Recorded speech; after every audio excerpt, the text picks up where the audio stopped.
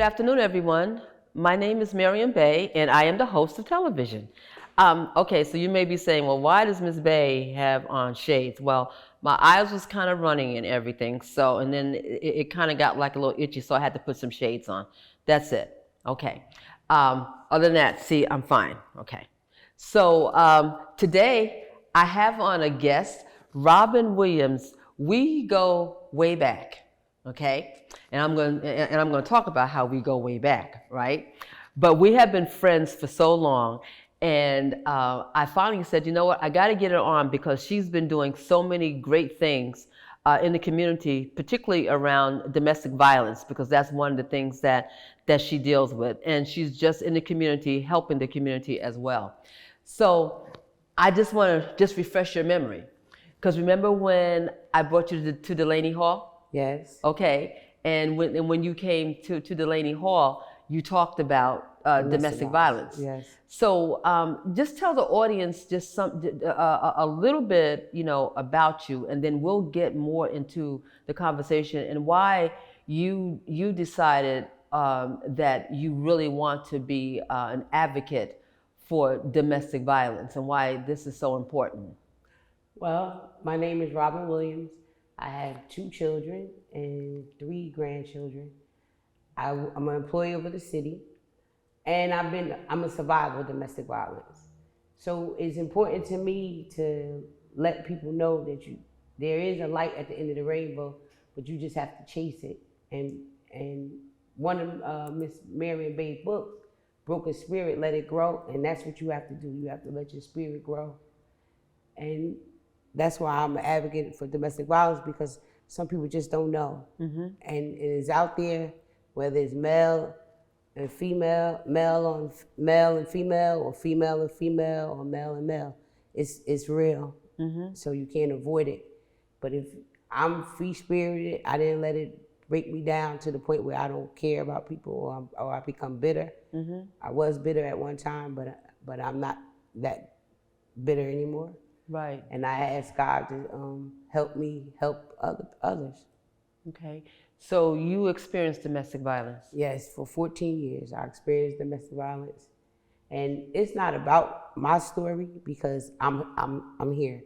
I'm alive. Let's stop right there, because it is about your story. Well, and this is why it's about your story. Okay. Because your story has helped a lot of people. Right. So when you're telling your story and people hear it, they're going to say, that was me. And look at you today. Right. Because you went through it. You didn't give up. To me, you're not just a survivor, you are a thriver. Yes. Because you're out there doing things. Like you said, you didn't let what happened to you make you bitter. It made you better. Right. Well, my story is, some things is not meant to be said. And that's some right. Things Exactly. is meant to be said. Right. Right. But my biggest thing is you don't even know that you're going through domestic violence until you actually so far in it that you might think, oh, he really loved me or she really loved me. So you thinking they all amazed, or this is the best person, or you think they so overwhelmed over you. Right. But you're not realizing that they have insecurities. They're insecure. Then the biggest thing that everybody has to understand is you have to get to know who you dealing with. And it's not about in 2 months, 3 months, 4 months. It's about longevity. And the only way you're gonna know and understand longevity is you have to take time to figure out this person. You gotta sometimes look at their family. You gotta go ask their family. And the family will hide things. And that's the thing that happened with me. Mm-hmm. His mother and his sister was that's how I met him, through his sister. I used to work at preschool, Head Start. Okay. And she was one of our C-Web parents, where she was coming through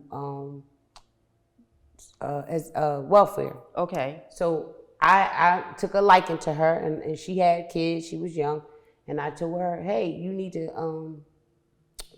study to become a family assistant and all that. So she said, oh, my brother. So I'm not thinking, I was young, I was in my 30s, and my 2 children, They have the same father. He was already always in and out of jail, but he never hurted me. He just hurted me by leaving to go to jail. Right. Okay. So if he never went to jail, I probably would have never even went on to meet anybody else. Okay. So when I met him, I'm thinking, okay, let's give it a chance. His sister's nice, his mother was nice. So as time went on, they didn't tell me the demons that he had. That's why he wasn't at their house, or they didn't have the relationship. Oh, So okay. as time went on, I said to his mother would call me good. I said, you created a monster and set it free and expect me to tame it? So, I didn't understand, because my mother and father was married 30 years when my mother passed. My father always took care of us. They was not. Now, I'm not saying that my father didn't argue with my mother, or he wasn't, because my father was an alcoholic. But he worked. So he would yell at my moms or whatever, but he never put his hands on it. And then the one time that he did, me and my brother and my sisters jumped him, and that was the end of that, but they would argue.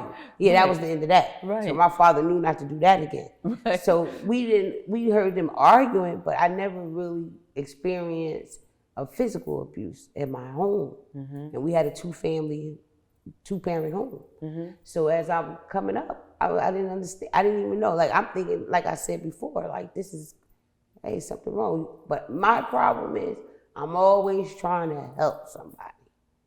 And I used to think on my forehead, it was just on my forehead, oh, she likes guys that come home from prison or that been locked up. I used to, after a while, I used to think, because their father was, in jail. Right. And I'm like, is this the only guys that that attracted to me, or that I'm attracted to? Or I wasn't giving nobody else a chance. I wasn't looking outside the box. And so this is the environment that I was surrounding myself in. Right. So I don't regret nothing. I don't regret not one day of what I went through, because it made me better. Now my daughter, she's 31 now. She went through domestic violence when she was a little younger, because she was dealing with somebody that was older than her. And one day I asked her, she said, Mom, I watched you. So I couldn't even argue with her about it. I just said, but you better get out of it. And I helped her. So me and my two children are real close. My son, he's 28, has his own apartment. I really had to get out of this domestic violence because he was 16.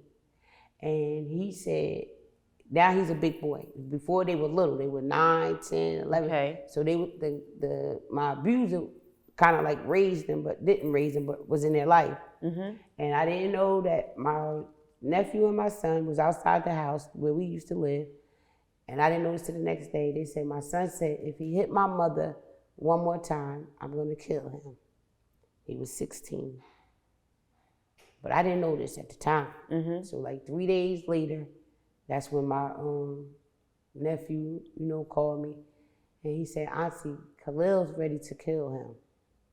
So I couldn't let my son at 16 take his life to save my life.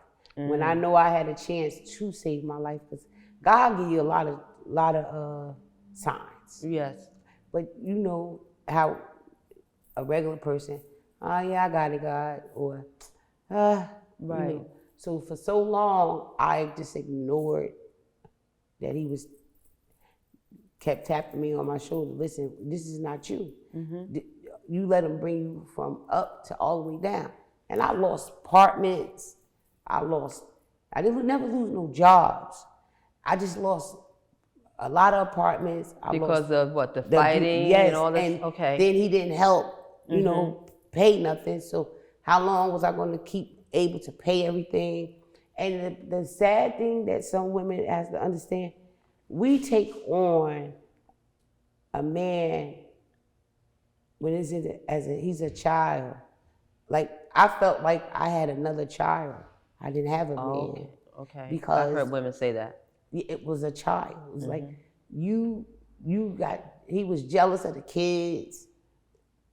And the sad part, I raised his daughter, had his daughter since she was 4. 4. He couldn't get her diapers, all this. So she's 23, 24 now. I'm her mother. I'm the only mother she knows. She's not my biological, but I Right. raised her. So technically I have 3 kids, but 2's biological, 1 is the 3rd. And even when I got away from him, I kept her. And nobody in his family his mother didn't even want to take her either. But because I raised her and I wasn't raised like that, I took care of her. So even with I never could get away from him so wholeheartedly because I still had his child. I didn't deal with him. Right. But once I let her go, as she got older, like 16, 17, she still talked with me and I helped her and stuff. But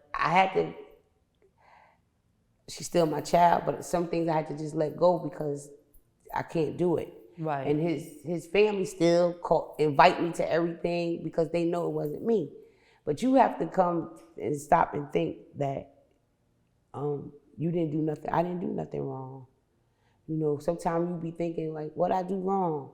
Or You mean the person who's being abused? right. Okay. And, you know, it comes to where you thinking you doing something wrong. Right. Because they manipulate us, they leeches, they lie. Long as you paying attention to them, it's okay. They don't want you to have no friends. I didn't have a cell phone for a long time because every time I bought a cell phone, he would break it. I only have 3 numbers in there, or a couple of numbers, my family and my kids, and his number. I didn't hide nothing because why would I put something in there that I know you're going to be looking for? So he was jealous. But it was beyond jealousy. But as I say, once you learn somebody's history in their family, now as the time goes on, I understand why you was the way you are. We're never going to justify the fact that you hurted me or you abused me. No, we're not. And then some people say, well, why you say you understand what he did? Understanding what someone did and justifying is 2 different things. But people become defensive when you say, oh, you just sticking up for him. For a long time I did, until I had to go into therapy myself and to realize why you keep sticking up for somebody that's hurt you. But that's the problem that nobody don't understand with domestic violence. It's already a problem with that person. But we're not educated enough, or this is not our profession, to understand that that person is something wrong already. Okay. You know, so. So then, but when you were being abused, what were you thinking about yourself? Because when we I was angry, right? Okay. Because this wasn't me. So I had to figure out, how did I get to this point to let him bring me all the way down to somebody that I wasn't? So he beat you? Did you go? Were you in a hospital? At one time, I used to go to the emergency room because I had black eyes. But the most drastic thing was when we was in the Harmony House. We lived in the Harmony House because we would lose apartments. So at this time I wasn't working. I had to make sure my kids is okay. We living in the Harmony House. And drugs played a part in this too. Drugs played a tremendous part in this. And this is why I tell people, you can't be ashamed of your past. You have to live through your past every day. Drugs played a part into it for him, for me, but I'm doing drugs with him to survive, to try to stay alive, because if I don't, he take the money or whatever. But we in Harmony House, and I was taking medical assistant classes at NCC, because you know how Harmony House, all that's connected. Right. So I said, okay, but being that I'm in the shelter, let me do something, when I get back to my apartments and stuff, I have a job. So as in Khalil, they was at Robert Treat Academy. They went to charter school. Tajane was still little, so I had her. She was like 4 or 5. She had to be about 5, because she was in preschool. So I said, I gotta go get the kids. Talk about my kids. By this time, I'm not doing. I'm clean. I'm not doing any drugs because I'm trying to get out the Army house. But I didn't. But he's still creeping around South Orange Avenue because that's from this area. Mm-hmm. I come from class. I had on all purple scrubs. Mm-hmm. Next thing I know, he just hops up and started fighting me and everything. And he got a knife. He broke my jaw, stabbed me in my back 3 times, stabbed me on my thigh. So we was on the second landing in Harmony House. I'm on the floor, and I didn't know my jaw was broke yet because all I could hear was God said, "Get up, get up. He trying to kill you." That's all. I didn't see nothing black. Everything was black. It's just all I could see. God said, "Get up, get up. He trying to kill you. He trying to kill you." Tajane was little and she's screaming. I got to the door to open the door and yelled out, and then he stabbed me. He stabbed me. So all the security and them was coming. But while they was coming, he was trying to jump out the back window. Mm-hmm. I went to the back window and I pushed him off the ledge because God said, "Get up." And I said, he's not going to get away with this. This is it. When I pushed him off the ledge, his whole shin bone came out his leg. So he was trying to crawl away, but he couldn't. Okay. So that's how they caught him. So I'm in one ambulance, he's in the other. Okay. I'm all wrapped up. I get to UMD&J, my whole family come. That's the hospital, Right. UMD&J. My sister and them came. And all I asked my sister, me and her real tight, I said, "Ryan, why he do this to me?" You know, and she said, "Miss, I don't know." She said, and I couldn't cry because I'm all wrapped up. All I kept asking her was, "Why you do this to me?" I ain't do nothing to him, but I try to help him. And he was next to me, like, two. And my uncle and them came, and the cops told him, "If you go," because they was ready to just kill him in the hospital. And I told them, "Don't touch him." We went in front of the judge, grand jury. I had to write on paper because I couldn't talk. Right. I had a lawyer. You remember, Anthony Mack, the lawyer that said, you see him, he be in the city. Well, I had him. We grew up together. We going on trial. Everybody sit away. When we get in front of the judge, I said, "You know what, Your Honor? I just want to drop the charges." He said, "Drop the charges?" I said, "Yeah." I said, "Because neither you or I could judge him, only God. God will get him." I still was crazy, still like, "Miss, why is you saving him?" It's something that can't be explained until you go get it, talk about it to somebody else. On your own, it's not gonna work. It's not gonna work because you still feel like you love him. You still feel like but you're lost. Okay, so with all that he was doing to you, you still You become numb to it. loved him. I don't know. To this day, I don't know to say that I still loved him. I said, that's me. Now I'm making my own self a victim because you're lost. Like you don't know. Like and sometimes people don't understand. Oh, like you hear people say, "Oh, I just would have left. Oh, I would have did this." You don't know what you would do. Now it might sound silly. Somebody might say you're stupid, but I have a niece that when she went to college, she has 3 boys, and DJ's in college, about to graduate next year from college. His father hit her one time, she left.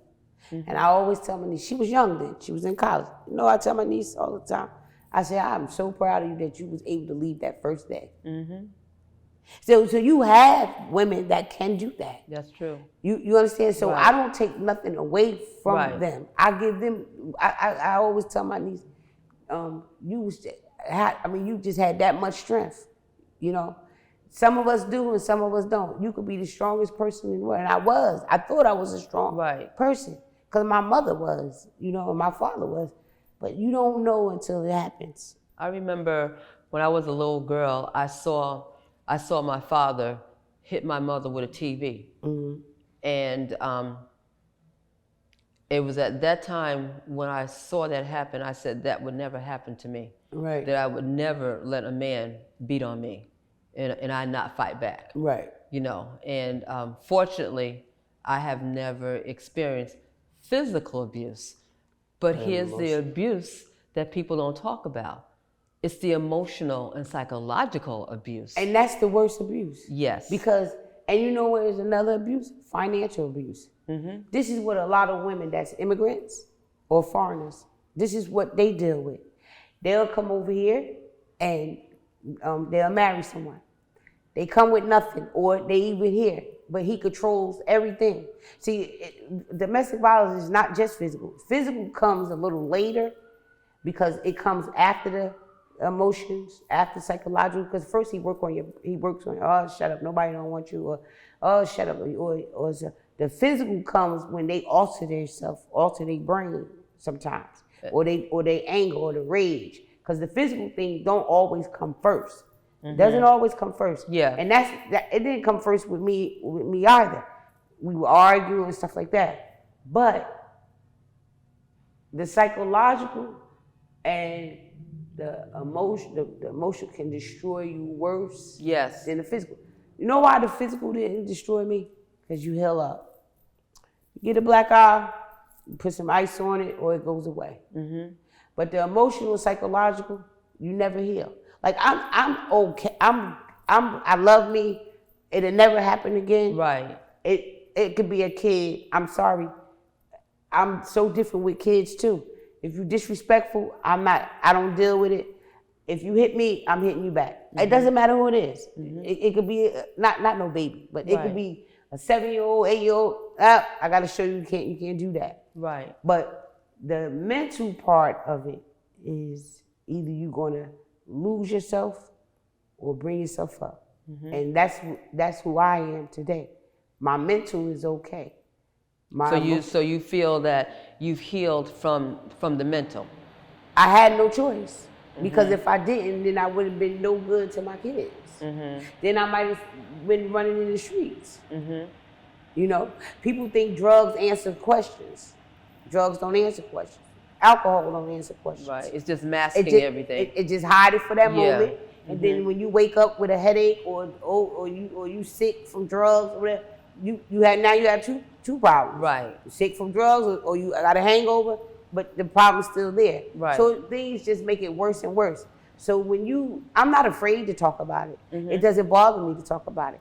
I'm okay to talk about it. I'm not embarrassed to talk about it because you cannot be mad at anybody that went to get help, mm-hmm. whatever the situation is. You know, so me, like some people say, why are you so friendly? Or why is it? Because I always was friendly. This is my character. This is me. This is who I was. They couldn't accept who I was.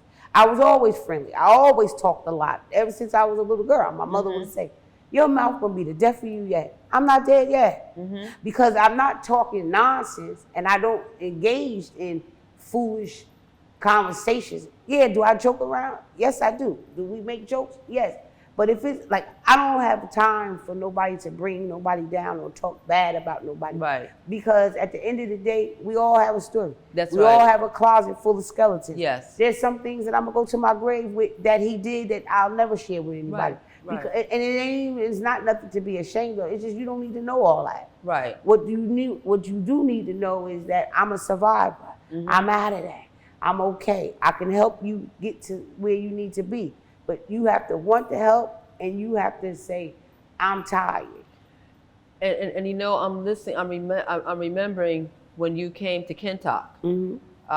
And you spoke to the residents at Kentuck about domestic violence, because a lot of brothers who were there had domestic violence charges. And when they heard your story, some of them, it seemed to have affected them because they didn't realize what they were doing to the women that they were with. And that's what I told them. Right, and that's when I learned when you were speaking. I said, wait a minute, emotional abuse is devastating to a lot of us, because a lot of us have gone through that. Mm-hmm. And with your telling them your story, that helped them. Right, because some of them was like, oh my God, yeah, a male, first of all, men have to understand one thing. A woman technically cannot go toe to toe with a man fighting him, like blow for blow. I'm not talking about women that train Right. in martial arts or boxing. And sometimes if we get a good shot off the guy, that's because we caught him off guard. Right. Okay? But what they don't understand, when you hit a guy, when you hit a male, the harder you hit him, when you hit him, he's gonna hit you harder. And then he's gonna then he goes berserk. And now you bruise. It got so bad where I knew where he was gonna hit me at. I got immune to it. I just ducked, come to the side. I know you're gonna hit me in my head, or you're gonna punch me in my face, or, you know. So after a while, that's what I was saying when you say, why or how could you stay that long? You just come accustomed. You party every day. Right. Oh, well, I used to tell my children, I say, I named them Freddy Krueger, Norman Bates, and Jason. That's what I named him. I told them, Freddie here tonight, we not getting no sleep. Because that means he been out all day getting high, so when he coming in, he not going to sleep. Now we not going to sleep or nothing. So then I tell him, I said, Jason here, oh, he gonna fight me tonight, because I could tell the way he creeping around. And then with Norman Bates, you know when they say Norman Bates, when he thought his mother was still alive. Right. I said, see, he peeking out window, he crazy. This is just crazy. He making up stuff. He used to say, I'm climbing, somebody climbed in the window and stuff. So I had the kids on red alert. When they knew if it's Jason, just don't go to sleep. You're not getting no sleep. Wait a minute. So you're saying that, so anyway, we have to wrap it up now. Okay. But just real quickly, you have been working with an organization called Constant Justice for Youth Change. Constant Justice for Youth Change. Yes. And what did you do there? What are you doing there? I'm an advocate on domestic violence, along with the founder. He's a motivational speaker on gang violence and an advocate in the community. So where I'm needed, that's where I come. I don't, and I'm mostly the back end. The man is like set up everything. Yes. But when I'm needed to speak, I'll speak. And what people don't understand is you have to first, this is how I would close it, you have to first take that first step and tell somebody. You can't keep it in. I used to hide it. Okay, and on that note, we're gonna have to close it and thank Ms. Robin Williams for coming out today and telling her story about her domestic violence, and not only how she survived it, but how she is thriving in spite of it. Thank you very much, and my name is Maryam Bey, and have a great day.